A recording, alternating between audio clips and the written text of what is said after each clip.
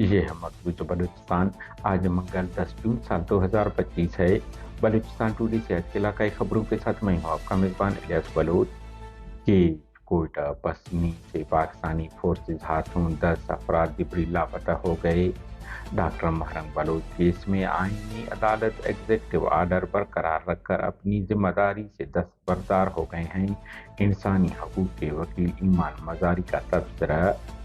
ضلع بنجپور میں 10 پولیس تھانے پر مسلح افراد کا حملہ، تھانہ نظریات پیش بعد ازاں فورسز نے آپریشن شروع کر دیا۔ کیچ بولان پاکستانی فورسز کی چوکیوں پر مسلح افراد کا حملہ۔ نوشکی میں مسلح افراد نے شاہراہ پر ناکہ لگا کر مسافروں کی تلاشی لی اور 2 بوزر جلا دیے۔ بلوچستان مختلف اضلاع میں پانی میں ڈوبنے اور روڈ حادثات میں 7 افراد ہلاک، متعدد زخمی ہو گئے۔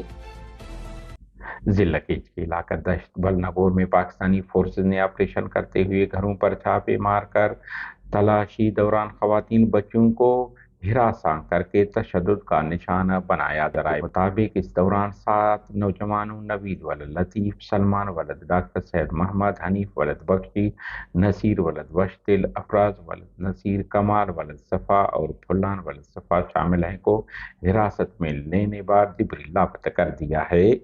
علاوہ ازیں پسنی سے پاکستانی فورسز نے پسنی ببرشور سے یارجان ولد داد بخش اور شیرجان ولد شیخ دوستین نامی 2 نوجوانوں کو لاپتہ کر دیا ہے۔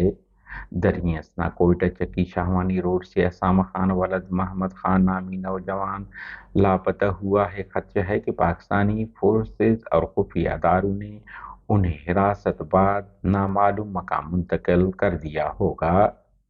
ضلع کیچ کے علاقہ زامران میں واقع پاکستانی فورسز کی چوکی پر نامعلوم مسلح افراد نے حملہ کر دیا۔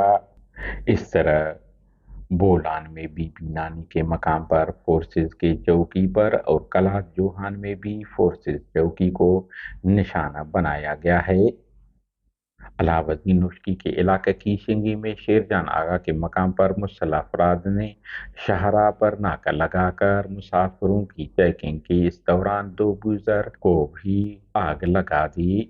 حب ندی میں نہاتے ہوئے 2 نوجوان ڈوب کر جان کی بازی ہار گئے، جبکہ سبی گانج کے مقام پر 2 نوجوان بچیاں پانی میں ڈوب کر جاں بحق ہو گئی ہیں۔ دریں اثنا کوہلو تمبو مستوکلی کے مقام پر پکنک منانے دوران عزیز اللہ لانگانی مری نامی نوجوان ہلاک ہوا۔